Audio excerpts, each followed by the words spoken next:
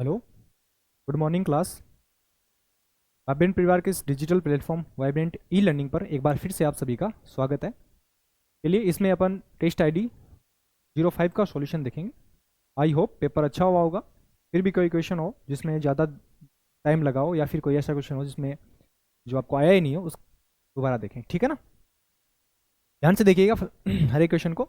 चलिए, first question दिख रहा है कि निम्नलिखित में से कौन सी संख्या है जो 156 से डिविजिबल होगा, ठीक है ना। कौन सी ऐसा नंबर हो गया, आपको नीचे नंबर्स दे रखे हैं, इनमें से ऐसे कौन से नंबर्स है जो 156 से कंप्लीटली डिविजिबल है, ठीक है ना। तो ध्यान से देखिए कैसे कर सकते हैं इसको, कि जब भी आपको डिविजिबिलिटी रूल आता है तो फर्स्ट ऑफ ऑल जो भी आपका क्वेश्चन है, सॉरी जो भी डिविजर है उसको उसके फैक्टर कर लीजिए। 156 आपको दे रखा है और 156 के फैक्टर क्या होंगे। 156 के फैक्टर आप लिख सकते हो 13 इंटू 12। 13 इंटू 12 क्या होता है, 156 होगा, ठीक है ना। अब हम चेक कर सकते हैं कि यहाँ से 13 भी आ रहा है और 12 भी आ रहा है। 12 का मतलब क्या होगा, 12 का मतलब क्या हो सकता है, 4 भी हो सकता है, 4 इंटू 3 हो सकता है, ठीक है। इसका मतलब आप क्या कर सकते हो, चेक क्या कर सकते हो, चाहे आप 13 का प्रोडक्ट चेक कर लीजिए, चाहे आप 4 का प्रोडक्ट चेक कर लीजिए, चाहे आप 3 का प्रोडक्ट चेक कर लीजिए, और उससे जो भी एलिमिनेट हो रहा है वहां से सबका चेक करना पड़ेगा, ठीक है ना। पहले देखिए 4 से डिविजिबिलिटी रूल, 4 से कैंसिल हो रहा है, लास्ट के 2 डिजिट्स है वो क्या होने चाहिए, 4 से डिविजिबल होने चाहिए यदि आप 4 का डिविजिबिलिटी रूल चेक कर रहे हो तो, ठीक है ना। लास्ट के 2 डिजिट 12 है, 12 4 से डिविजिबल है, 20 भी 4 से डिविजिबल है, 36 भी 4 से डिविजिबल है, 2 से नहीं, 2 ये वाला नहीं है, 2 ये वाला नहीं है 4 से डिविजिबल, ठीक है। फिर ये वाला 472 भी है, 16 भी है, 76 भी है और 8 भी है। ये सारे के सारे नंबर ऐसे हैं जो 2 से डिविजिबल, तो एक नंबर अपना कैंसिल हो गया यहाँ से। फिर आप देखो 3 से डिविजिबल, 3 से कौन कौन से डिविजिबल है, 3 और 2 5 और 1 6, ये वाला है। 6 और 2 8, ये वाला नहीं है, ठीक है। 6 और 3 9, ये वाला है। 8 और 1 9, ये वाला है। 3 और 2 5 और 1 6, 6 12, ये भी है। 7 और 7 14 और 1 15 और 6 21, ये भी है। 8 और 8 10 और 1 8 और 8 16 और 1 17, ये वाला भी नहीं है। हमें 2 3 नंबर कैंसिल हो गए, ठीक है। अब बचे कौन से, अब अपना डिविजिबिलिटी रूल बचा है 13 का। अब जो भी नंबर बचे उनमें 13 का डिविजिबिलिटी रूल लगा लीजिए, ठीक है ना, क्योंकि मैंने 4 का भी लगा लिया, 3 का भी लगा लिया। अब जब बचा कौन सा 13 है, तो 13 का डिविजिबिलिटी रूल लगा लीजिए, वहां से क्या होगा, अपने पास नंबर आ जाएंगे, ठीक है। अब देखो 13 है, 13 3 1 6 है, 31 को डिवाइड करेंगे 13 से 2 बार चला जाएगा, फिर 5 बचेगा, ये वाला नंबर है, ठीक है ना। ये वाला बन रहा है। 936 का देखेंगे तो 936 में क्या होगा, 9 से देखेंगे 13 7 जा 91, 13 2 जा 26, ये वाला भी है। इसको देखेंगे 18, 5 रिमाइंडर बचेगा 57, 18 चौके 52, ठीक है 5, ये वाला भी हो जाएगा 2। फिर ये वाला देख लेते हैं, ये वाला कैंसिल हो गया, ये वाला देख लीजिए 32 के देखेंगे तो कितना हो गया 26, 6 टाइम पूरा जाएगा 1, ये कितना हो जाएगा, ठीक है 52 7 6 76, ये वाला भी हो जाएगा, ठीक है। तो कौन कौन से नंबर बचेंगे, 1 2 3 और 4, ऐसे कौन कितने नंबर है, 4 नंबर ऐसे होंगे जो 156 से डिविजिबल होंगे, ठीक है। इतना टाइम नहीं लेना आपको, समझाने में टाइम लगा है। आप क्या करोगे, डायरेक्ट पहले 4 से डिविजिबिलिटी चेक करोगे, फिर 3 से डिविजिबिलिटी चेक करोगे, उसके बाद क्या करना है आपको, डायरेक्ट जो बचे हुए कितने नंबर बचे थे अपने पास, 1 2 3 और 4, 4 नंबर वही बचे थे जो 13 से डिविजिबल थे, ठीक है ना। तो ये हो गया इसका आंसर, कौन सा ऑप्शन, ऑप्शन सी करेक्ट हो जाएगा इसमें, ठीक है।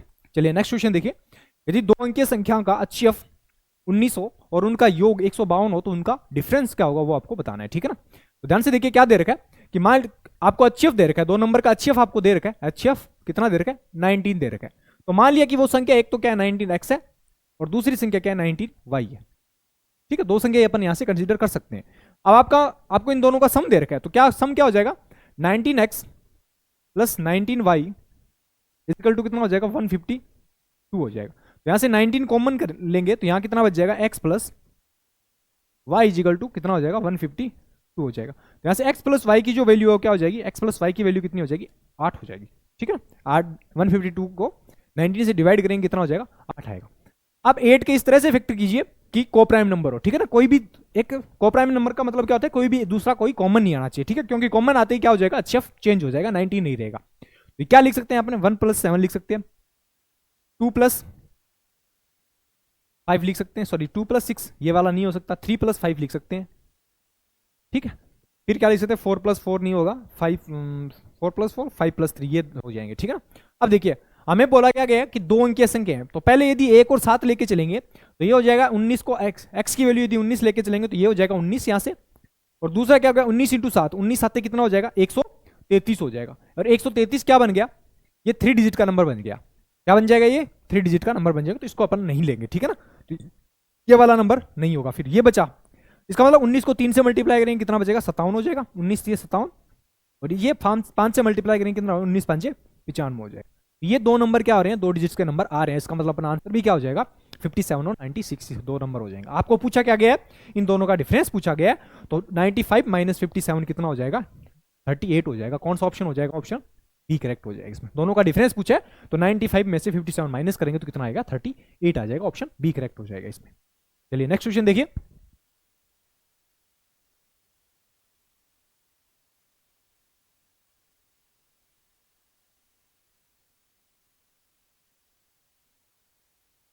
नेक्स्ट क्वेश्चन याद रखा, एक आदमी शांत पानी में 6 किलोमीटर प्रति घंटा की गति से तैर सकता है, लेकिन उसे धारा के प्रतिकूल तैरने में धारा के अनुकूल तैरने की तुलना में 3 गुना अधिक समय लगता है, 3 गुना समय लगता है। तो धारा के अनुकूल तैरते समय आदमी की गति क्या होगी, वो आपको बतानी है, ठीक है ना। तो हमें पता है कि स्पीड, जो स्पीड ऑफ बोट होती है वो क्या होती है, एक्स लेके चलते हैं, और स्पीड ऑफ स्टीम क्या होती है, क्या होगी, वाई लेके चलते हैं, ठीक है ना।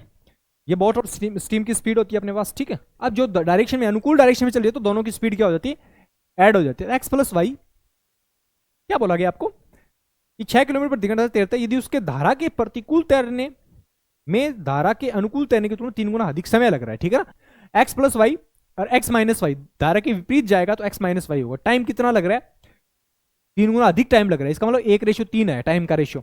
यदि टाइम का रेशियो सेम है, सॉरी डिस्टेंस यदि सेम है, तो टाइम क्या होता है, स्पीड के रिवर्स होता है। यदि यहाँ टाइम का रेशियो आपको 1:3 दे रखा है, तो स्पीड का रेशियो कितना हो जाएगा, 3:1 हो जाएगा। यहाँ से स्पीड का रेशियो कितना हो जाएगा, 3:1 हो जाएगा। यहाँ से अपन एक्स रेशियो वाई निकाल सकते हैं, क्या होगा, एक्स रेशियो वाई का मतलब क्या होगा, कंप्यूटर डिविडेंड लगाएंगे तो यहाँ से कितना हो जाएगा, एक्स अपॉन वाई की वैल्यू कितनी हो जाएगी, 3 + 1 4 बटे 3 - 1 2, या आप क्रॉस मल्टीप्लाई भी कर सकते हो, जो भी आपको ठीक लगे। 2 रेशियो क्या हो जाएगी, 1 आ जाएगी। एक्स से वाई का रेशियो अपने पास कितना आ गया, 2:1 आ गया। अब मैं पूछा कि आदमी की शांत पानी में 6 किलोमीटर प्रति घंटा से तैरता है, इसका मतलब आदमी की स्पीड एक्स की वैल्यू आपको दे रखी है 6 किलोमीटर पर आवर, ठीक है ना। कितने टाइम्स हो रहा है ये, 3 गुना हो रहा है, तो यहां भी कितना हो जाएगा, 3 गुना हो जाएगा। इसका मतलब जो स्टीम की जो स्पीड है वो कितनी आ जाएगी, 6 किलोमीटर पर आवर हो जाएगी, ठीक है। इसका मतलब धारा की जो चाल है वो कितनी आ जाएगी, 3 किलोमीटर पर आवर आ जाएगी, ठीक है। अब आपको पूछा क्या गया है कि धारा के अनुकूल कितना टाइम लगेगा, और अनुकूल जाने में इसका मतलब क्या होता है कि एक्स और वाई को क्या कर देते हैं अपन, ऐड कर देते हैं। तो 6 + 3 कितना हो जाएगा, 9 किलोमीटर पर क्या हो जाएगी, स्पीड हो जाएगी धारा के अनुकूल। यही आपको पूछता कि धारा की विपरीत कौन सी है, तो इस कंडीशन में एक्स माइनस वाई होता, तो 6 - 3 कितना हो जाता, 3 हो जाता। ऑप्शन सी करेक्ट हो जाएगा इसमें, ठीक है। चलिए नेक्स्ट क्वेश्चन देखिए। एक संख्या में 30% की वृद्धि हुई पहले, फिर 25% की कमी, फिर 25% की वृद्धि हुई, तो एक्स में कितने प्रतिशत की वृद्धि हुई ऑल ओवर, ठीक है। आपको क्या दिया गया, तो पहले तो क्या हो रही है, 30% की वृद्धि हो रही है, +3 हो रहा है। फिर क्या हो रहा है, 25% की कमी हो रही है, 25% की कमी हो रही है। और फिर क्या हो रही है, अगेन 25% की क्या हो रही है, वृद्धि हो रही है, ठीक है। तो आपको बताना है कि सक्सेसिव क्या होगा, ऑल ओवर सक्सेसिव वृद्धि या कमी कितनी होगी वो आपको बतानी है, ठीक है। तो आपको पता है कि जब भी आपको 3% या 3 से 4 ज्यादा परसेंट दे रखी हो, तो आप किसी दो को एक साथ इंक्लूड करके यदि कैलकुलेशन करोगे तो ऑल ओवर जो सक्सेसिव है उस पर कोई इफेक्ट नहीं पड़ेगा। तो अपन क्या करने हैं, यहां से कंपेरिजन करने की बजाय यहां हमें पता है कि एक बार तो क्या हो रही है, 25% की वृद्धि हो रही है, एक बार 25% की कमी हो रही है। आपको पता है कि जब किसी संख्या में पहले x% की वृद्धि की जाती है, फिर x% की कमी की जाती है, तो ऑल ओवर क्या हो जाती है, x² / 100% की क्या हो जाती है, कमी हो जाती है। क्या हो जाती है, x² / 100% की क्या हो जाएगी, कमी हो जाती है, ठीक है ना, माइनस लगाया कुछ, ठीक है। इसमें भी ऐसे करेंगे, तो पहले क्या हो रही है, 25% की वृद्धि हो रही है, फिर 25% की कमी हो रही है, इसका मतलब ऑल ओवर कितनी हो जाएगी, 25 का स्क्वायर अपॉन 100% की क्या हो जाएगी, कमी हो जाएगी। इतने परसेंट की क्या हो जाएगी, इसमें कमी हो जाएगी, ठीक है। इसका मतलब ये कितना हो गया, 6.25% की ऑल ओवर क्या हो जाएगी, कमी हो जाएगी। यहां से इन दोनों से मिलाकर 6.25 आ गया, पीछे क्या बचा हुआ है, 30% की वृद्धि है, और यहां क्या आ रहा है, 6.25 की कमी बता रहा है, ठीक है। इन दोनों को ऐड कर लो, ठीक है ना, कितना ले सकते हैं अपन। अब ऑप्शन दूर दूर दे रखे हैं, वृद्धि कमी दे रखे हैं, तो ऑप्शन 6 मान के चलो, इसको अप्रोक्स 6 मान के चलेंगे तो ये कितना हो जाएगा, 6 मान के चल लो, ठीक है ना, 25 को छोड़ दो, अप्रोक्स इसको 6 मान के चलेंगे तो कितना हो जाएगा, 30 - 6 कितना हो जाएगा, 24 - 6 × 18 1.8 हो जाएगी, 1.8। तो 24 - 1.8 कितना हो जाएगा, ये हो जाएगा 22.2 हो जाएगा, 22.2। और 22.2 की वृद्धि हो रही है, इसका मतलब 21 से तो बहुत ज्यादा, कमी वाले तो ऑप्शन वैसे भी कैंसिल हो गए, वृद्धि वाले 21% नहीं होगा, कौन सा ऑप्शन के नजदीक है, 22% वाले ऑप्शन के नजदीक है, कौन सा ऑप्शन हो जाएगा, ऑप्शन बी करेक्ट हो जाए इसमें, ठीक है ना। तो अप्रोक्स बी ले सकते हैं इसमें, ठीक है। नेक्स्ट क्वेश्चन देखिए, दे रखा आपको कि 2x² plus Y square plus 8z² minus 2√2xy plus 4√2yz minus 8zx equal to आपको ये दे रखा है। तो ये क्योंकि एक क्या बन रही है, एक होल स्क्वायर बन रहा है, a प्लस बी प्लस सी का होल स्क्वायर बन रहा है, होल स्क्वायर की फॉर्म में इसको लेके आना है आपको किसी भी तरीके से, ठीक है। तो कैसे लेके आ सकते हैं, ध्यान से देखना। इसको क्या लिख सकते हैं अपन, इसको क्या लिख सकते हैं, ध्यान से देखना, √2x का होल स्क्वायर, √2x का होल स्क्वायर, y का होल स्क्वायर प्लस 2√2z का होल स्क्वायर माइनस 2 इंटू, ये नीचे लिख रहे हो, 2√2xy प्लस ये कितना हो जाएगा, y और z है ना, y और z, 2 इंटू ऐसे कर लो इसको, 2 इंटू 2√2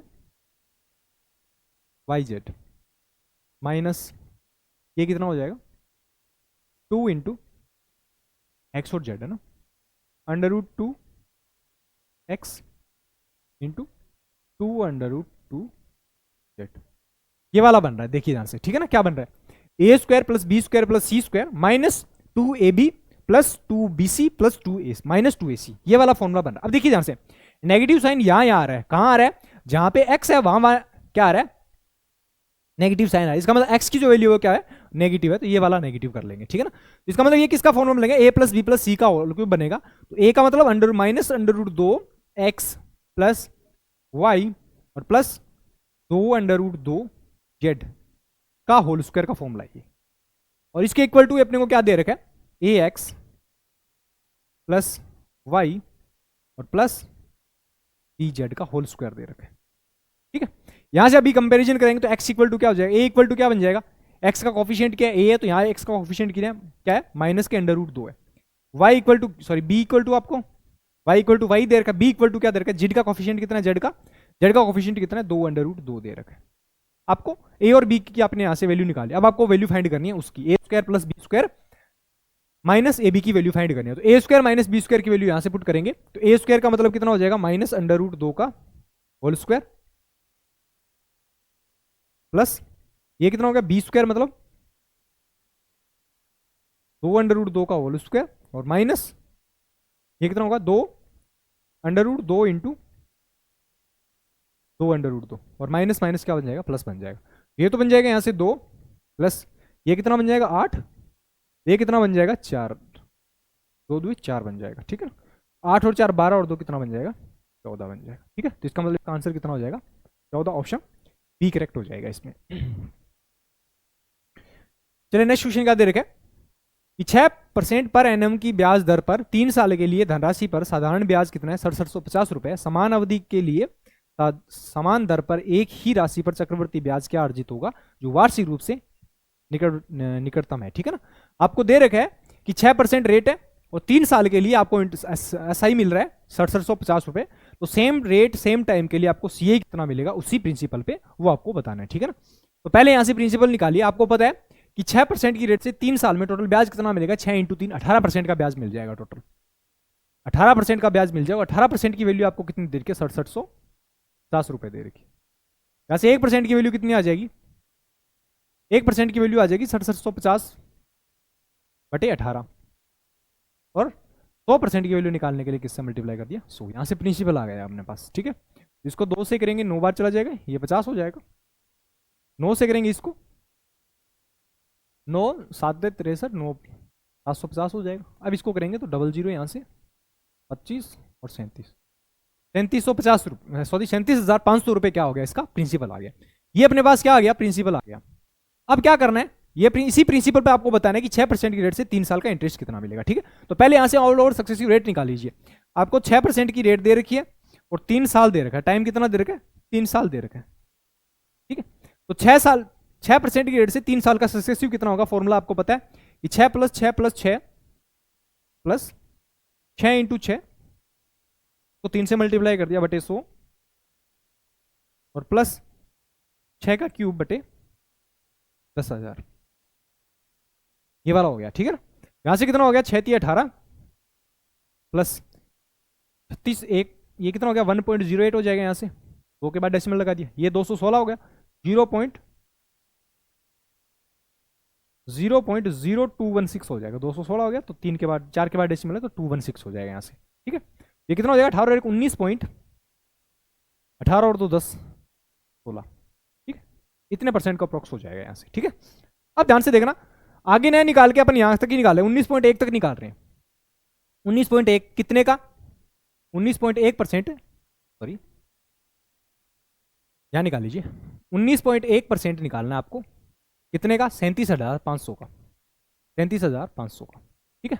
तो पहले क्या करो, 37,500 का 19% निकाल लीजिए। तो 2 जीरो से 2 जीरो कैंसिल हो जाएंगे, 19 5 95 हो जाएगा, 9 19 आते 133, 133 और 9 कितना हो जाएगा, 142 हो जाएगा, 4 हो जाएगा, 14 बचेगा, 19 30 57, 57 प्लस 14 कितना हो जाएगा, 71 हो जाएगा। 7125 तो ये हो गए, प्लस 37,500 का 0.1% निकालेंगे। 37,500 का 0.1% निकालेंगे, कितने के बाद डेसिमल लगा जाएगा, 3 के बाद डेसिमल, तो ये हो जाएगा 37.5, यहाँ से हो जाएगा 37.5। आगे निकालने की जरूरत नहीं है अपने को। 7125 प्लस 37.5 कितना हो जाएगा ये, तो 5 7 और 5 12, 3 2 5 6, 71,000 सॉरी 7162.5 रुपये हो जाएगा। और 7162.5 के अप्रोक्स कौन सा आंसर है देख लेना। ये तो बहुत कम हो गया, 7600 भी ज्यादा हो गया, 7133 कम हो गया, 7162 63 के अप्रोक्स कौन सा ऑप्शन है, ऑप्शन ए सही हो जाएगा। पूरा भी मल्टीप्लाई करके देख सकते हो आप, इतना ही आएगा आंसर, अप्रोक्स पूछा गया है तो डेसिमल के बाद एक ही पॉइंट ले सकते हैं अपन, ठीक है। चलिए नेक्स्ट क्वेश्चन देखिए, ए और बी की आय का अनुपात 2:3 है और उनके व्यय का, एक्सपेंडिचर का जो रेशियो वो कितना दे रखा आपको, 1:2 दे रखा है। यदि बी के व्यय का 90% ए की आय के बराबर हो तो ए और बी की बचत का अनुपात क्या होगा वो आपको बताना है, ठीक है ना। तो ध्यान से देखिए, ए और बी ऐसे निकाल देना, चलो ए और बी दे रखा है, इनकम आ गया, सेविंग और एक्सपेंडिचर। इनकम का रेशियो आपको दे रखा है 2:3, 2:3 दे रखा है, और उनके एक्सपेंडिचर का रेशियो दे रखा है 1:2, 1:2 दे रखा है। तो बताना है कि, और आपको दे क्या रखा है, एक आगे और दे रखा है कि बी का एक्सपेंडिचर है, बी के एक्सपेंडिचर 90% ए की इनकम के बराबर है, ठीक है। तो पहले ए और बी के एक्सपेंडिचर, इनकम तो ये होगी, एक्सपेंडिचर ये हो गया, पहले दोनों की क्या करोगे, इनकम सेम करोगे, इनकम और एक्सपेंडिचर सेम करोगे, दो दो दो बराबर है। अब आपको बोला क्या गया कि बी के एक्सपेंडिचर का 90%, बी के एक्सपेंडिचर का 90%, बी के व्यय का 90%, 90% 9/10 क्या हो गया, ए की इनकम के बराबर है। ए की इनकम का मतलब ए की इनकम होगी, ए इनकम ऑफ ए, ये आई लगाया वो इनकम का लिए लगा है, ठीक है ना। इसका मतलब एक्सपेंडिचर यदि 10 होगा तो इनकम कितनी हो जाएगी, 9, रेशियो लेंगे तो ये 10:9 यहाँ चला जाएगा, ठीक है ना। इसका मतलब इनकम से एक्सपेंडिचर का रेशियो कितना बन जाना चाहिए, 10:9 बन जाना चाहिए। इसको 10:9 बनाने के लिए किससे मल्टीप्लाई कर दिया, इसको 10 से कर दिया और इसको किससे कर दिया, 9 से मल्टीप्लाई कर दिया, बस काम हो गया अपना। 9 × 2 कितना हो जाएगा, ये तो 18 रुपये हो जाएगा यहाँ से। 9 × 3 कितना हो जाएगा, 27 रुपये हो जाएगा, ठीक है। यहाँ से कितना रुपये हो जाएगा, 20 रुपये हो जाएगा। इस रेशियो को 20 से कर दिया, इस रेशियो को 10 से करेंगे तो कितना हो जाएगा, 10 रुपये हो जाएगा। अब देखिए ध्यान से, 18 रुपये में से 10 रुपये एक्सपेंड कर रहा है वो, सेविंग कितनी होगी उसकी, सेविंग कितनी हो जाएगी, उसकी सेविंग हो जाएगी 8 रुपये, ये उसका आ गया सेविंग, एक ही सेविंग आ गई। दूसरा क्या बोला, 27 रुपये में 20 रुपये क्या कर दिया उसने, स्पेंड कर दिया, तो उसकी सेविंग कितनी हो जाएगी, बी की सेविंग कितनी हो जाएगी, 7 रुपये हो जाएगी। तो ए से बी की सेविंग का रेशियो कितना हो जाएगा, 8:7 हो जाएगा। कौन सा ऑप्शन हो जाएगा, ऑप्शन सी करेक्ट हो जाएगा इसमें, ठीक है। चलिए नेक्स्ट क्वेश्चन, एक घन का आयतन एक घनाभ के आयतन का 4 गुना है। यदि घनाभ की भुजा 32 सेंटीमीटर, 8 सेंटीमीटर और 4 सेंटीमीटर हो तो घन के कुल पृष्ठ क्षेत्रफल का घनाभ के कुल पृष्ठ क्षेत्रफल के साथ अनुपात क्या होगा वो बताना है, ठीक है ना। आपको दे क्या रखा है कि घन की साइड अपन ने मान ली ए है, घन की साइड अपन ने मान ली ए है, तो ए का जो क्यूब है, इसका जो वॉल्यूम है वो L into B into L into B into H, ये कितने गुना है, 4 टाइम्स, इसके 4 गुना है, ठीक है ना। ध्यान से देखिएगा, ए क्यूब इजिकल टू एल की वैल्यू कितनी देर के, 32 देर के, इसकी विमाएं देर के 32 इंटू 4 इंटू 8 और इसका 4 गुना हो जाएगा, ठीक है। ए इजिकल टू कितना हो जाएगा, इसका क्यूब रूट हो जाएगा, 32 इंटू 4 इंटू 8 चौके 32 ले लेना इसको भी, या फिर इसको 4 इंटू 8 ही रहने दो, 8 इंटू, तो 2 इंटू 2 लिख लेना, इस 4 को अपन ने 2 इंटू 2 लिखा, 32 2 से मल्टीप्लाई करें, ये कितना हो जाएगा 64 हो जाएगा। ये इसके साथ मिलकर कितना हो जाएगा 64, और ये भी बना के कितना हो जाएगा आपस में मिलकर कितना हो जाएगा, ये भी कितना हो जाएगा 64 हो जाएगा। इसका मतलब 64 इंटू 64 बचाएगा। A is equal to cube root of 64 into 64। 64 का क्यूब रूट कितना होता है 4, और दूसरे 64 का भी कितना हो जाएगा 4, तो 4 इंटू 4 कितना हो जाएगा 16। इसका मतलब क्या हो गया कि जो बना नया क्यूब बनेगा, सॉरी जो भी क्यूब बन रहा है उसके साइड है वो कितनी आ गई अपने पास 16 सेंटीमीटर आ गई। ठीक है, क्या आ गई 16 सेंटीमीटर आ गई। ठीक, अब देखना है अपने को कि वॉल्यूम निकाल, क्या बताना है कि कुल पृष्ठीय क्षेत्रफल, घन का कुल पृष्ठीय क्षेत्रफल, घन का कुल पृष्ठीय क्षेत्रफल कितना होता है 6 इंटू साइड स्क्वायर, और इसका कितना हो जाएगा 2 into L B plus B H plus H L, ये हो जाएगा इसका। अब यहां से देखिए ऑप्शन से एलिमिनेट करेंगे, ये हो गया, ये हो गया क्यूबॉइड का, ये हो जाएगा क्यूबॉइड का। क्यूबॉइड का मैंने नीचे लिखा है क्योंकि पूरा करने की जरूरत नहीं है अपने को, ऑप्शन एलिमिनेट हो रहे हैं। अब पूरा भी कर रहे हो तो आप फॉर्मुला अप्लाई कर देना, वहां से भी आपके पास आंसर आ जाएगा। ठीक है ना, अब देखिए 6 इंटू साइड स्क्वायर कितना है 16 का स्क्वायर हो जाएगा। इसका मतलब जो रेशियो आएगा वो इसी फॉर्म में आना चाहिए, इसी फॉर्म में आना चाहिए। यहाँ कोई भी ऊपर की तरफ देखिए, ऊपर यहाँ 23 है, यहाँ 21 है, यहाँ 22 है, यहाँ 24 है, ऊपर का जो भी मल्टीपल है वो क्या होना चाहिए, इन्हीं में से कुछ आएगा। कोई भी एक प्राइम नंबर आ रहा है, देखो ध्यान से, यहाँ भी 23 प्राइम नंबर है, क्या इसमें 23 प्राइम नंबर आएगा कहीं से, कहीं से भी नहीं आएगा। 21 में क्या छुपा हुआ है 3 छुपा हुआ है, 7 छुपा हुआ है, तो 7 और 3 भी नहीं आ रहा, तो ये ऑप्शन ये भी एलिमिनेट हो गया। 22 में कितना क्या छुपा हुआ है 2 तो आ रहा है, लेकिन 11 का मल्टीपल है, देखो ऊपर वाला क्या होना चाहिए 11 का मल्टीपल होना चाहिए। क्यों, क्योंकि यहाँ पे आपको पहले दे रखा है कि घन का कुल पृष्ठीय क्षेत्रफल, ये घन का पृष्ठीय क्षेत्रफल ऊपर वाला होना चाहिए। यहाँ भी कुछ नहीं आ रहा क्योंकि 11 नहीं आ रहा, तो ये वाला भी ऑप्शन कट गया, बचा क्या 24 बचा है, क्योंकि यहाँ से कितना आ रहा है 3 यहाँ से भी आ रहा है, सॉरी यहाँ 3 आ रहा है। ठीक है, ऑप्शन इससे नहीं कर सकते, 7 नहीं आ रहा है यहाँ पे, तो ये ऑप्शन वैसे एलिमिनेट हो गया। यहाँ 3 आ रहा है यहाँ, और 8 तो आएगा ही आएगा, तो ये वाला ऑप्शन क्या हो सकता है अपना आंसर हो जाएगा फिर। ठीक है, तो ये डायरेक्ट होने वाला भी क्वेश्चन था। ठीक है, आप पूरा करोगे तो पूरा निकालने के लिए क्या करोगे, पहले इसका क्यूबॉइड का कर्व सरफेस एरिया, सॉरी घनाभ का क्या निकालोगे आप, क्यूबॉइड का क्या निकालोगे टोटल सरफेस एरिया निकालोगे, वो इसकी वैल्यू यहाँ पुट करोगे तो कैंसिल होकर क्या बन जाएगा, वही रेशियो आएगा 24:13 आ जाएगा। ठीक है ना, ठीक, ऑप्शन किसमें क्या सही हो जाएगा, इसमें ऑप्शन बी करेक्ट हो जाएगा। चलिए नेक्स्ट क्वेश्चन देखिए, कितने टाइम 5 है, ये सिंप्लीफिकेशन का क्वेश्चन है, 5 की पावर 5 हो जाएगा ये 5 की पावर 5 हो गया, इसको 5 इंटू 5 गलती से मत लिख देना, ये 5 की पावर 5, उसकी पावर 5 ऊपर दे रखा है, इंटू ये 5 की पावर 3 दे रखा है, उसकी पावर कितनी दे रखी है 5 दे रखी है, डिवाइड बाई कितना है 5 है, इक्वल टू कितना है 125 को क्या लिख सकते हैं 5 की पावर 3, और उसकी पावर कितनी हो जाएगी x हो जाएगी। ठीक है, इसको सिंप्लीफाई कर लिया थोड़ा बहुत अपन ने, ये कितना हो जाएगा 5 की पावर 25 हो जाएगा, ये हो जाएगा 5 की पावर 15 हो जाएगा बटे 5 हो जाएगा, इजिकल टू ये हो जाएगा 5 की पावर 3x, 15 5 40 25 और 15 कितना 40 हो गया, 5 की पावर 40, ये 5 की पावर 1 ऊपर जाएगा तो माइनस का 1 हो जाएगा, ये देखिए डिवाइड में ऊपर जाके माइनस का हो जाएगा, ये बचेगा 5 की पावर 3x, ये हो जाएगा 5 की पावर 39 इजिकल टू कितना हो जाएगा 5 की पावर 3x। वैसे x की वैल्यू कंपैरिजन का बेस सेम है, पावर इक्वल हो जाएगी, तो 39 क्योंकि इक्वल टू का साइन है तो बेस सेम होगा तो पावर क्या हो जाती है इक्वल हो जाती है, 39 इक्वल टू कितना हो जाएगा 33x आ जाएगा, यहाँ से x की वैल्यू डायरेक्ट कितनी हो जाएगी 13 हो जाएगी। ठीक है, तो कौन सा ऑप्शन हो जाएगा 13, x की वैल्यू ऑप्शन सी करेक्ट हो जाएगा इसमें। चलिए नेक्स्ट क्वेश्चन देखिए, क्या दे रखा है कि 60% सांद्रता वाली 40 लीटर अम्ल घोल को 80% सांद्रता वाले 35 लीटर अम्ल घोल में मिलाया जाता है, तो नए घोल में अम्ल की सांद्रता क्या होगी वो बताना है। ठीक है, देखिए क्वांटिटी क्या दे रखी है आपको 40, और क्या दे रखी है यहाँ पे 35 लीटर दे रखी है, हम रेशियो में कन्वर्ट करेंगे तो ये कितना हो जाएगा 8:7 हो जाएगा, 8:7 हो जाएगा। इसमें इसका वॉल्यूम कितना है, सांद्रता कितनी है, इसकी कंसंट्रेशन कितनी है 60% है, और जो वॉल्यूम बी है दूसरा आपको मिला है मिक्सचर, उसमें कंसंट्रेशन कितनी है इसकी 80% है, और ऑल ओवर मिक्सर में आपको कंसंट्रेशन बतानी कितनी हो जाएगी। कुछ भी मान लीजिए अपनी तरफ से डेविएशन लगा देंगे, 60% मान लिया अपन ने, ये 60 से 0 अधिक लेके आ रहा है, प्लस ये 60 से कितना अधिक लेके आ रहा है 20 अधिक लेके आ रहा है, और कितने जने 7 जने, बटेगा कितनों में 8 और 7 15 में बढ़ जाएगा। ठीक है, तो इतनी भर्ती होगी, 0 को छोड़ दिया अपन ने यहाँ पर, ये कितना हो जाएगा 60%, 60% प्लस 5 दिए 15, 5 ओके 20, 7 ओके 28 बटे 3% हो जाएगा। इसको क्या ले सकते हैं 60% प्लस 9 दिए 27 सही 1/9 सही 1/3% हो जाएगा, तो ये कितना हो जाएगा 69 = 1/3% हो जाएगा। कौन सा ऑप्शन हो जाएगा ऑप्शन सी करेक्ट हो जाएगा। तो नेक्स्ट शेषफल ज्ञात कीजिए 17 की पावर 13 माइनस 21 डिवाइड बाई 18। 17 की पावर 13 माइनस 21 बटे 18। ठीक है, इसको इससे डिवाइड करेंगे तो कितना आएगा, माइनस का एक रिमाइंडर बचेगा, माइनस 1 की पावर 13। यहां से इसको डिवाइड करेंगे कितना बचेगा, 3 रिमाइंडर बचेगा। तो माइनस 1 की पावर ऑड है तो कितना हो जाएगा, -1, ये -3, कितना हो जाएगा, -4।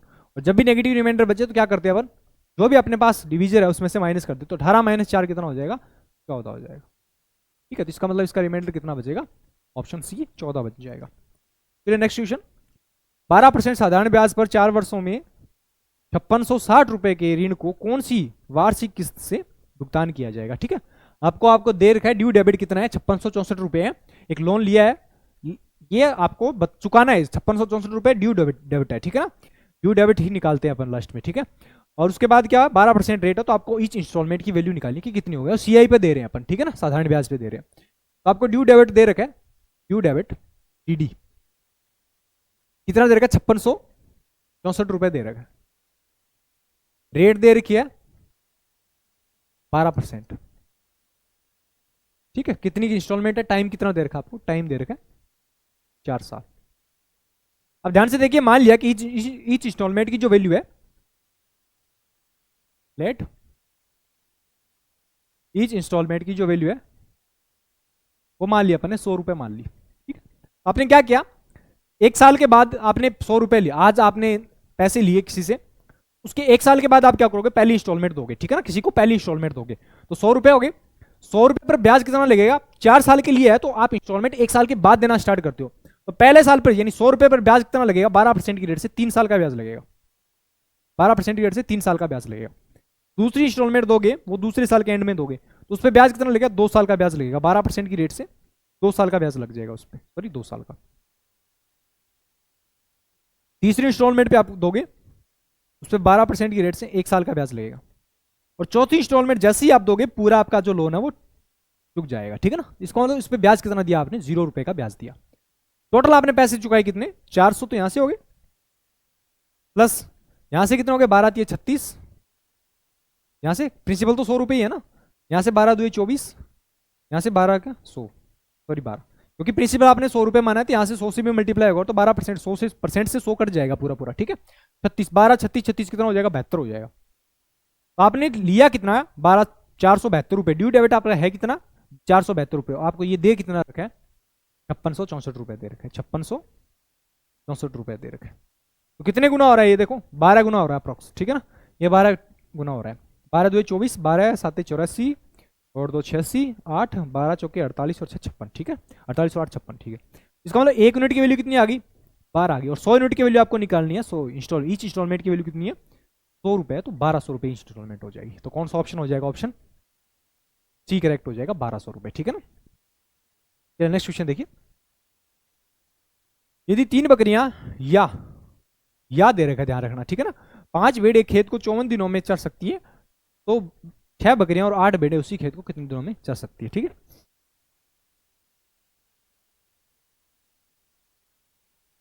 3 गोट इस खेत को 54 दिनों में चर सकती है, वही सेम 5 सीप है, वो भी इसे कितने दिनों में कर सकती है, 54 दिनों में चल सकती है। ठीक है, 54 से 54 कैंसिल हो जाएगा, तो यहाँ से गोट से सिप की जो एफिशिएंसी का जो रेशियो है कितना आ जाएगा, 5:3 आ जाएगा।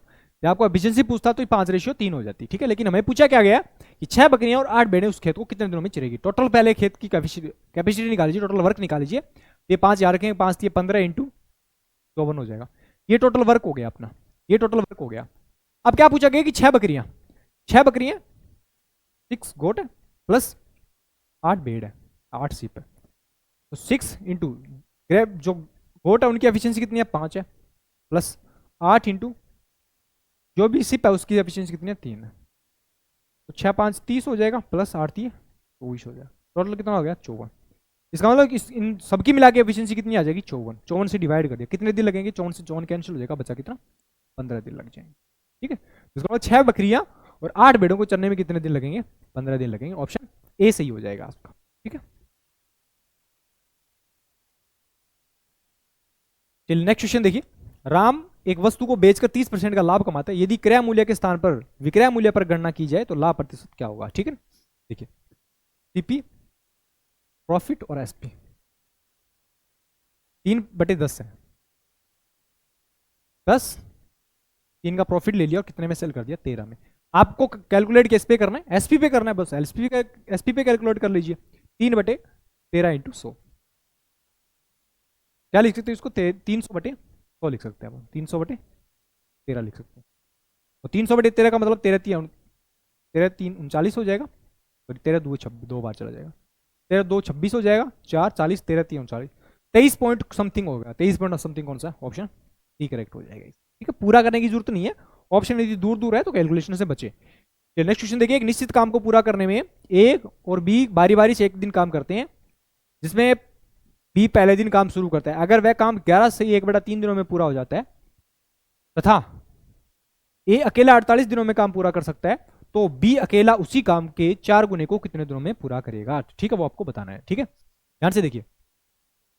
ए अकेला काम 48 दिनों में पूरा कर सकता है, तो ए की एफिशिएंसी ए मान के चलते हैं, तो टोटल काम कितना हो गया? 48 हो गया। ठीक है, फिर क्या बोल रहे हैं कि दोनों मिलकर काम करते हैं, ए और बी मिलकर काम करते हैं, रैंडम डेज में काम करते हैं, तो उस कंडीशन में कितने दिन लगते हैं उनको?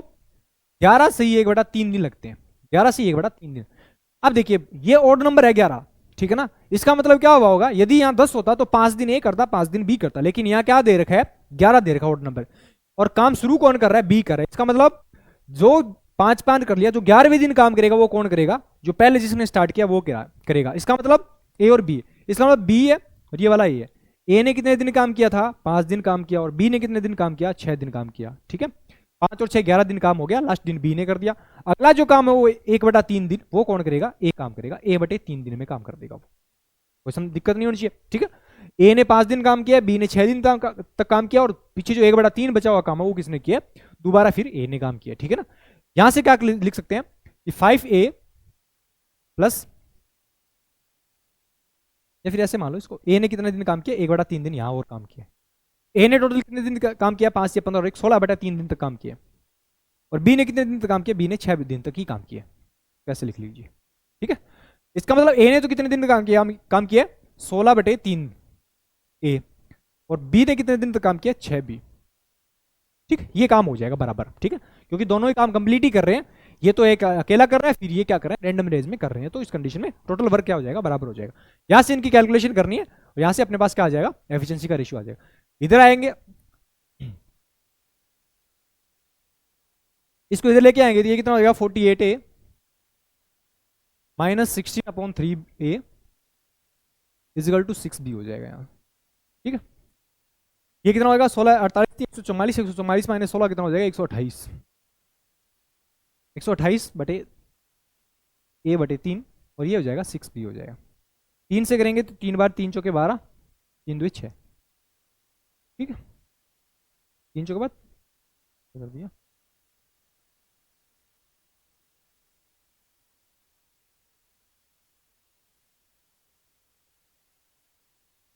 48 दिए 144।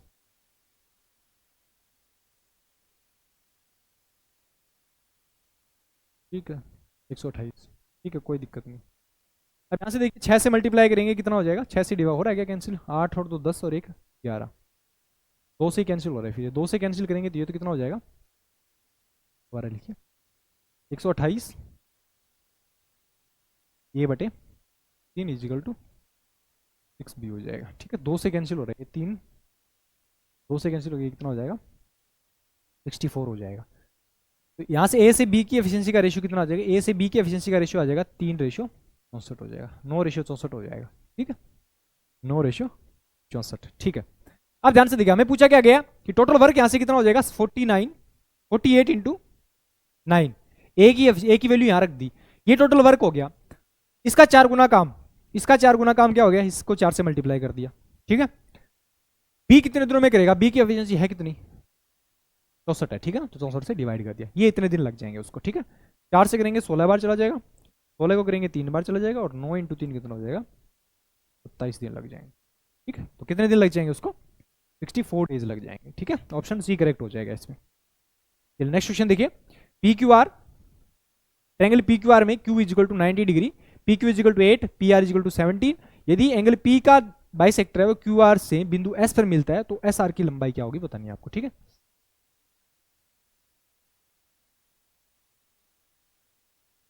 क्यू ए है, P Q are, sorry P Q और आर ये हुआ, ठीक है। क्यू 90 डिग्री दे रखा आपको, पी क्यू इजिकल टू 8, ये 17 सेंटीमीटर दे रखा, ये 15 सेंटीमीटर दे रखा, ठीक है।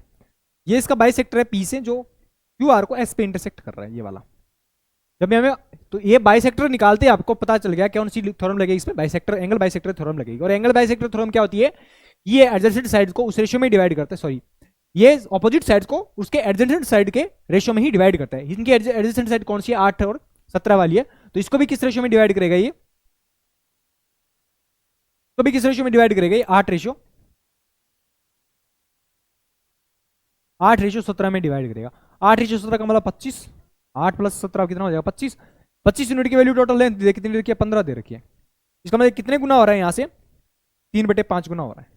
कितने गुना हो रहा है, 3/5 गुना हो रहा है। तो कौन सा पूछा गया आपको, एस आर की लेंथ है कितनी 17, 17 का भाई 3/5 कर देना, तो 17 इंटू 3/5 तो कितना हो जाएगा 17 51, 51 को 5 से डिवाइड करेंगे कितना हो जाएगा 10.2 सेंटीमीटर हो जाएगा, ठीक है। तो 10.2 सेंटीमीटर कौन सा है, ऑप्शन सी करेक्ट हो जाएगा इसमें, ठीक है। नेक्स्ट क्वेश्चन देखिए, एक पुलिसकर्मी को 500 मीटर की दूरी पर चेन स्नेचर दिखाई देता है, वह 5 किलोमीटर पर सेकंड की चाल से दौड़ रहे चेन स्नेकर को पीछा करना शुरू करता है, जबकि पुलिसकर्मी 15 किलोमीटर पर सेकंड की चाल से उसका पीछा कर रहा होता है। जब चेन स्नेकर को पुलिसकर्मी द्वारा पकड़ा जाता है तब तक चेन स्नेकर कितनी दूरी तय कर चुका होगा, ठीक है।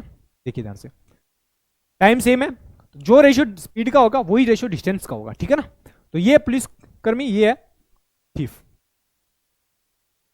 पुलिसकर्मी की स्पीड कितनी है 15 किलोमीटर पर आवर, 15 मीटर पर सेकंड। इसकी स्पीड कितनी है 5 मीटर पर सेकंड, ठीक है।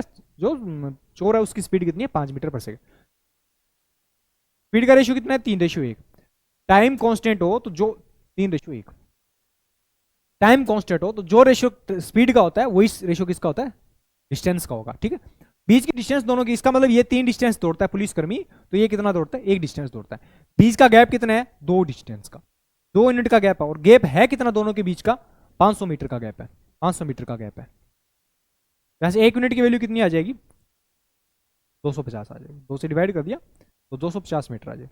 इसका मतलब क्या हो गया कि जो चेन स्नेकर है वो कितना चलता है 250 मीटर की डिस्टेंस कवर करता है, क्योंकि हमें निकालनी क्या है, ये एक डिस्टेंस निकालनी कि हमें पूछा गया कि चोर कितनी, पकड़ने से पहले चोर कितनी डिस्टेंस कवर कर चुका होगा। पकड़ने से पहले ये 1 करता है तो ये पकड़ने से पहले कितनी करेगा 3 करेगा। तो आपको चोर की पूछी गई है तो कितनी करेगा, 1 यूनिट की वैल्यू आपको फाइंड करनी है तो 250 मीटर कर लेगा। तो कौन सा ऑप्शन हो जाएगा इसमें, ऑप्शन डी करेक्ट हो जाएगा, ठीक है ना।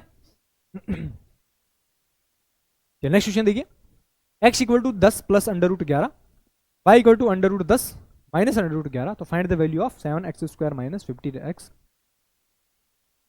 50xy plus 7y²। इसकी वैल्यू आपको फाइंड करनी है। ध्यान से देखिए, पहले इसको थोड़ा सा सिंप्लीफाई कर रहे हैं अपन, इसको सिंप्लीफाई कर रहे हैं, क्या लिख सकते हैं इसको 7 इंटू x² प्लस y², इन दोनों 7 और इसको पास में लिख दिया और माइनस 50xy लिख दिया अलग से, ठीक है। 7 साइड में लेंगे तो क्या लिख सकते हैं x प्लस वाई का होल स्क्वायर और माइनस 2xy लिख सकते हैं, और माइनस के 50xy चल ही रहा है, ठीक है। x² प्लस y² को अपन ने क्या लिख दिया, x प्लस वाई का होल स्क्वायर माइनस 2xy लिख दिया, ठीक है ना। अब देखो यहां से ये 7 इंटू एक्स प्लस वाई का, 7 इंटू एक्स प्लस वाई का होल स्क्वायर माइनस 7 2 14, माइनस के 14 माइनस के 50 कितना हो गया 64xy हो जाएगा। बस ये सिंप्लीफाई कर लिया अपन ने यहां से। अब अपना टारगेट x प्लस वाई निकालना और एक्स वाई निकालना, वो यहां से निकाल सकते हैं। x प्लस वाई निकालेंगे तो कितना हो जाएगा, x plus Y equal to क्या हो जाएगा, x प्लस वाई निकालेंगे तो √11 से √11 कैंसिल हो गया, बचा क्या 2 √10 बच जाएगा। और x इंटू वाई निकालेंगे तो x इंटू वाई का मतलब क्या हो गया, प्लस √10 प्लस √11 और √10 माइनस √11, तो इसका मतलब a plus B A minus B का फॉर्मूला लगाएंगे तो √10 का होल स्क्वायर माइनस √11 का होल स्क्वायर। तो 10 का स्क्वायर 10 हो जाएगा और अंडर रूट 11 का स्क्वायर कितना हो जाएगा 11, तो बचा क्या माइनस का 1 बच जाएगा यहाँ से। वो वैल्यू वहां पुट कर सकते हैं अपन। वहां यदि पुट करेंगे तो 7 इंटू 2 अंडर रूट 10 का होल स्क्वायर, 2 अंडर रूट 10 का होल स्क्वायर, और माइनस माइनस कितना बन जाएगा, माइनस 1 रखेंगे तो माइनस माइनस प्लस 64 बन जाएगा। तो यहाँ से 7 इंटू 2 2 4 40 हो जाएगा और प्लस 64 हो जाएगा। ठीक है, तो 7 चुके 28, 280, 280 प्लस 64 कितना हो जाएगा 344 हो जाएगा। ठीक है, तो कौन सा ऑप्शन हो जाएगा, ऑप्शन ए सही हो जाएगा इसमें। ठीक है, कुछ नहीं करना आपको, एक्स प्लस वाई और एक्स वाई की फॉर्म में इसको लेके आना है और राइट अपनी वैल्यू यहां से निकाल के वैल्यू पुट करनी है। ठीक है, चलिए नेक्स्ट क्वेश्चन देखिए। 1 plus tan square A upon 1 plus sec A equal to क्या होगा। देखिए 1 plus tan square A upon, इसको लिख सकते हैं sec square A, sec square A plus 1, ये हो जाएगा sec square A minus 1, sorry sec square नहीं है, सेक ए, सेक ए माइनस 1, सेक ए प्लस 1 यहां दे रखा है, ये वाला आपको दे रखा है। अब क्या करना है आपको, ऊपर नीचे रेशनलाइजेशन कर लीजिए। ठीक है ना, सेक ए माइनस 1, ऊपर नीचे सेक ए माइनस 1 से मल्टीप्लाई कर दीजिए, सेक ए माइनस 1। ठीक है, ऊपर नीचे सेक ए माइनस 1 से मल्टीप्लाई कर दिया। यहां से देखिए 1 प्लस ये बन गया टेन स्क्वायर ए तो है ही, ब्रैकेट में क्या चल रहा है सेक ए माइनस 1। यहां से देखिए सेक square A minus sec square A plus 1, sec square A minus 1, तो ये कितना, सॉरी सेक ए प्लस 1 और सेक ए माइनस 1 चल रहा है, तो ए plus B A minus B का फॉर्मूला क्या बन जाएगा सेक स्क्वायर ए माइनस 1, और सेक स्क्वायर ए माइनस 1 की वैल्यू अपन क्या लिख सकते हैं, टेन स्क्वायर ए लिख सकते हैं। क्या लिख सकते हैं, टेन स्क्वायर ए लिख सकते हैं। अब देखिए टेन स्क्वायर ए से टेन स्क्वायर ए कैंसिल हो जाएगा, 1 से ये वाला 1 कैंसिल हो जाएगा, बचा क्या सेक ए बचे। ठीक है, तो कौन सा ऑप्शन हो जाएगा, ऑप्शन ए सही हो जाएगा इसमें। चलिए नेक्स्ट क्वेश्चन देखिए। दो त्रिभुज एबीसी और डीईएफ समरूप है, एबीसी की सबसे छोटी भुजा 15 इकाई के बराबर है। यदि एबीसी की भुजा 3, 4 और 5 के अनुपात में हो और डीईएफ का क्षेत्रफल एबीसी के क्षेत्रफल का आधा हो, तो डीईएफ की सबसे छोटी भुजा की लंबाई क्या होगी वो बताना है। आपको दे रखा है कि area of triangle, area of triangle ABC upon area of triangle DF का ratio, area of triangle DF का रेशियो दे रखा है। डीएफ का क्षेत्रफल एबी के क्षेत्रफल का आधा है, एबीसी का क्षेत्रफल यदि 2 होगा तो डीएफ का क्षेत्रफल 1 हो जाएगा। ठीक है ना, डीएफ का क्षेत्रफल एबीसी के क्षेत्रफल का आधा है। ठीक है, ये क्षेत्रफल किसका है, ये एरिया का रेशियो है, तो इस कंडीशन में साइड का रेशियो कितना हो जाएगा, इनके साइड का रेशियो कितना हो जाएगा, साइड का रेशियो हो जाएगा इनका अंडर रूट हो जाएगा, क्योंकि दो ट्रायंगल अब जब समरूप दे रखे हो तो जो इनके साइड्स का रेशियो होता है उनके स्क्वायर में क्या होता है, उनका एरिया का रेशियो हो जाता है। और आपको यदि एरिया का रेशियो दे रखा तो उसके अंडर रूट के रेशियो में क्या हो जाएगा, उसकी साइड का रेशियो हो जाएगा। ठीक है, इसका मतलब दोनों जो ट्रायंगल्स हैं उनकी साइड का रेशियो कितना हो जाएगा, under root 2 ratio under root 1 हो जाएगा। इसका मतलब एबीसी की साइड तो अंडर रूट 2 होगी रेशियो में, और ए डी की साइड कितनी हो जाएगी, 1 हो जाएगी। अब आपको दे रखा है कि एबीसी की सबसे छोटी भुजा क्या दे रखी है, 15 इकाई के बराबर दे रखी है। ठीक है ना, एबीसी की सबसे छोटी भुजा 15 इकाई, इसका मतलब 3 है, 3 यूनिट की वैल्यू आपको कितनी दे रही है, 15 दे रही है, कितने गुना हो रहा है 5 गुना। इसका मतलब ये कितनी हो जाएगी 20 हो जाएगी, और ये कितनी हो जाएगी 25 हो जाएगी, कोई दिक्कत नहीं। इसका मतलब ये वाली आपको साइड दे रखी है, डीएफ का क्षेत्रफल एबी के क्षेत्रफल का आधा है, तो डीएफ की सबसे छोटी भुजा की सबसे बड़ी भुजा की आपको लंबाई बतानी है, तो डीएफ की सबसे बड़ी भुजा की क्या होगी। ठीक है, इसका मतलब एबीसी का एरिया आपको दे रखा है, एबीसी की साइड दे रखी है, ये ऊपर लिख लेते हैं अपन, एबीसी ट्रायंगल एबीसी और ये ट्रायंगल डीएफ की साइड का रेशियो हो जाएगा, साइड परपेंडिकुलर जो भी आपको पूछा जाए। आपको क्या दे रखा है कि एबीसी का साइड से रखी है, आपको एबीसी की भुजा 3, 4 और 5 के अनुपात में, तो डीएफ की सबसे छोटी भुजा। ठीक है, आपको दे रखा है कि एबीसी की भुजा कितनी है 25 है, सबसे बड़ी भुजा कितनी है 25 है, तो 1 यूनिट की वैल्यू अंडर रूट 2 यूनिट की वैल्यू आपको कितनी दे रखी है 25 दे रखी है, तो यहां से 1 यूनिट की वैल्यू कितनी हो जाएगी 25 बटे अंडर रूट 2 हो जाएगी। और ये आपको पूछिए कि डीएफ की भुजा कौन सी होगी, तो डीएफ की भुजा की लंबाई कितनी हो जाएगी, 1 यूनिट की वैल्यू 25 बटे अंडर रूट 2, कौन सा ऑप्शन हो जाएगा, ऑप्शन डी करेक्ट हो जाएगा इसमें। ठीक है ना, the area of the DF is half of the triangle. ठीक है, नेक्स्ट क्वेश्चन देखिए। 28 सेंटीमीटर भुजा वाले समचतुर्भुज का एक कोण 60 डिग्री हो तो उसके विकर्ण की लंबाई बतानी है। सबसे बड़ी विकर्ण ये होगी, ये वाला एंगल आपको 60 दे रखा है, ये वाला भी 60 दे रखा है, हमें पता है कि ये एंगल बाइसेक्टर्स होते हैं, ये वाला कितना बन जाएगा 30 बच जाएगा, ये 120 होता है, और ये वाला कितना हो जाएगा 30 ऑटोमेटिक बन जाएगा, सॉरी 30। ठीक, ये पूरा 60 दे रखा है तो ये 30 हो जाएगा, ये 30। अब हमें पता है कि जब वो आपको इस तरह का ट्रेंगल दे रखा हो, जिसमें ये साइड आपको ये एंगल 120 दे रखा हो, ये दोनों साइड आपको कितनी दे रखी हो, बराबर दे रखी हो, और ये एंगल 30-30 डिग्री का दे रखा हो, तो उस कंडीशन में इनके साइड का रेशियो होता है 1:1 √3। ठीक। अब आपको दे रखा है कि समचतुर्भुज की विकर्ण भुजा की लंबाई ये 120 देखिए 120 के एडजेसेंट साइड ये दोनों बराबर होगी, ऐसी मैंने किया, और ये वाली विकर्ण होगी वो क्या होगी, ये वाली साइड है। ठीक है, इसका मतलब 1 यूनिट की वैल्यू आपको कितनी दे रखी है, 28 दे रखी है। 1 यूनिट की वैल्यू आपको कितनी दे रखी है, सबसे बड़ी भुजा की लंबाई, सॉरी समचतुर्भुज की भुजा की लंबाई 1 यूनिट की वैल्यू 28 दे रखी है, तो √3 यूनिट की वैल्यू कितनी हो जाएगी, 28 √3। ठीक है, तो कौन सा ऑप्शन हो जाएगा, 28 √3, ऑप्शन डी करेक्ट हो जाएगा इसमें। ठीक है, कुछ नहीं करना, एक लाइन का क्वेश्चन था। तो नेक्स्ट क्वेश्चन है, 5 धनात्मक संख्याओं का औसत 56 है, यदि पहली संख्या अंतिम 4 संख्याओं का योग की 3/4 है, तो अंतिम 4 संख्याओं का औसत निकालना है, कितना होगा। पहली संख्या और ये दूसरी प्लस तीसरी प्लस चौथी और ये 5। ठीक है, 3/4 है, इसका मतलब यदि योग 3/4 है, एवरेज 3/4 है, इसका मतलब यदि 4 संख्याओं का एवरेज 4 है, तो 4 संख्याओं का योग कितना हो जाएगा, 4 चौके 16 हो जाएगा। इनका योग यदि 16 होगा, तो 16 का 3/4 कितना हो जाएगा, 16 का 3/4 करेंगे कितना हो जाएगा, 12 हो जाएगा। इसका मतलब जो पहली संख्या वो कितनी हो जाएगी, 12 हो जाएगी। ये पहली संख्या और इन चारों संख्याओं का योग निकाल लिया अपन ने। पहली संख्या 12 है और दूसरी संख्या कितनी हो जाएगी, वही 16 हो जाएगी। अब मैं बोला क्या गया कि योग का 3/4 और उनका क्या दे रखा, 5 संख्याओं का औसत आपको 56 दे रखा है। औसत कितना होगा इसका, 12 प्लस 26 सॉरी 16 प्लस 12 कितना हो जाएगा, 28। संख्या कितनी है, 5, और इनकी वैल्यू आपको कितनी दे रखी है, 56 दे रखी है। 28 दुए 56, 1 यूनिट की वैल्यू कितनी हो जाएगी, 10। आपको पूछा गया कि अंतिम 4 संख्याओं का औसत, अंतिम 4 संख्याओं का योग कितना होगा, वो किससे मल्टीप्लाई कर दिया अपन, 16 से मल्टीप्लाई। इसका मतलब अंतिम 4 संख्याओं का योग कितना हो जाएगा, 160 होगा। आपको पूछा क्या गया, एवरेज पूछा गया, तो एवरेज से संख्या कितनी टोटल 4, 4 से डिवाइड कर दिया, तो कितना हो जाएगा, 40 हो जाएगा। इसका मतलब अंतिम 4 संख्याओं का जो एवरेज वो कितना हो जाएगा, 40। ऑप्शन ए करेक्ट हो जाएगा इसमें। चलिए नेक्स्ट क्वेश्चन देखिए, एक बेलन का वक्र पृष्ठीय क्षेत्रफल और आयतन क्रमशः 264 और 924 है, तो इसकी त्रिज्या और ऊंचाई का अनुपात निकालना है। ठीक है, ध्यान से देखिए, वक्र पृष्ठीय क्षेत्रफल CS और वॉल्यूम, इनका रेशियो, वक्र पृष्ठीय क्षेत्रफल कितना होता है 2 पाई, बेलन है तो 2 पाई RH, और वॉल्यूम कितना हो जाएगा पाई r²h इजिकल टू, इसका रेशियो आपको दे रखा है 264 रेशियो 924, यहां से रेशियो आ जाएगा। ठीक है ना, यहां से पाई कैंसिल हो जाएगा, H से H कैंसिल हो जाएगा, R से एक R कैंसिल होगा, बच्चा क्या 2/H। इसकी वैल्यू यदि कैंसिल करेंगे तो कितना हो जाएगा, यहां से 264 बटे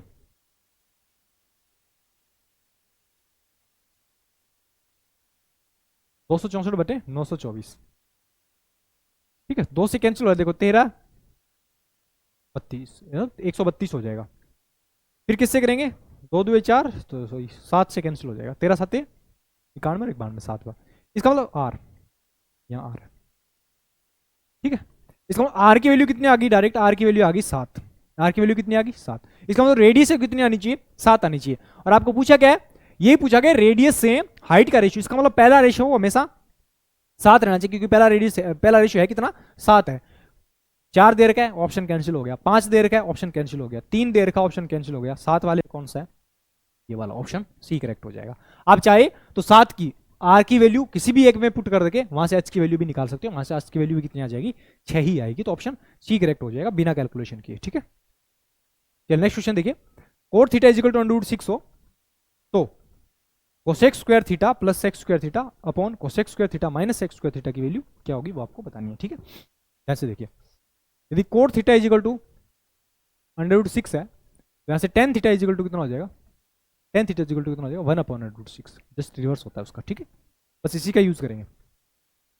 सेक square theta equal to, simplify कर रहे हैं इसको, sec square theta equal to क्या लिख सकते हैं, 1 plus tan square theta, 1 plus cot square theta, 1 plus cot square theta. यहां क्या लिख सकते हैं, sec square theta is equal to 1 plus tan square theta, 1 plus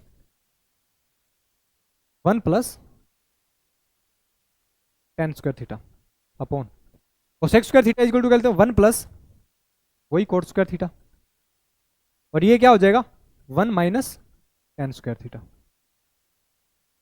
ये तो हो जाएगा 2 प्लस कोट स्क्वायर थीटा कितना है, अंडर रूट 6 का होल स्क्वायर 6 हो जाएगा। और ये टेन स्क्वायर थीटा का मतलब कितना हो गया, 1/6 हो गया, क्योंकि 1/√6 का होल स्क्वायर कितना हो जाएगा, 1/6 हो जाएगा। ये अपन ने यहाँ पुट कर दी, 1 + 1 2 हो जाएगा। कोट स्क्वायर थीटा की वैल्यू वहां से, कोट थीटा की वैल्यू √6 है, तो √6 का होल स्क्वायर कितना हो जाएगा, 6 हो जाएगा। यहाँ टेन स्क्वायर थीटा है, वहां टेन की वैल्यू दी है क्या दे रखी है, 1/√6 दे रखी है, तो यहाँ टेन स्क्वायर थीटा की 1/6 हो जाएगी। एक से एक कैंसिल हो जाएगा, बच्चा क्या कोट स्क्वायर थीटा की वैल्यू 6 हो जाएगी, और 1/10 सॉरी क्या टेन स्क्वायर थीटा की वैल्यू कितनी हो जाएगी, -1/6 हो जाएगी यहाँ से। बस इसको सिंप्लीफाई करना है, कुछ नहीं करना। ये कितना हो, 6 2 8 8 6 48 और 1 49/6। फिर कितना और क्या चल रहा है, 6 36 -1 35/6 चल जाए। 6 से 6 कैंसिल हो जाएगा, बच्चा क्या 49/35। और 49 35 को क्या लिख सकते हैं, 7 से कैंसिल हो रहा है, 7 7 49 और 7 5 35, तो 7/5 ऑप्शन कौन सा है, ऑप्शन डी करेक्ट हो जाएगा इसमें। नेक्स्ट क्वेश्चन देखिए, और लास्ट क्वेश्चन भी है आज का। क्या देखिए, यदि कुल 4980 लोगों का सर्वेक्षण किया जाता है तो फुटबॉल द्वारा निर्मित सेक्टर का केंद्रीय कोण कितना होगा। ठीक है, फुटबॉल कितना एंगल, ये टोटल मिला के कितना है, 360 का है, 360 डिग्री का है। आपको बताना है कि फुटबॉल वाला कितना एरिया कवर कर रहा है, 360 का, 360 का है, फुटबॉल वाला कितना कवर कर रहा है, 30% कवर कर रहा है, तो 360 का 30% निकालना आपको, और 360 का 30% कितना हो गया, 36 दिए, 108 डिग्री का एंगल बनाएगा। ये कितना बनेगा, 108 डिग्री का। कौन सा ऑप्शन हो जाएगा, ऑप्शन ए सही हो जाएगा इसमें। ठीक है, ये थे मैथ्स के 25 क्वेश्चंस। आई होप सेशन अच्छा लगा होगा। मिलते हैं अगले सेशन में। Thank you so much.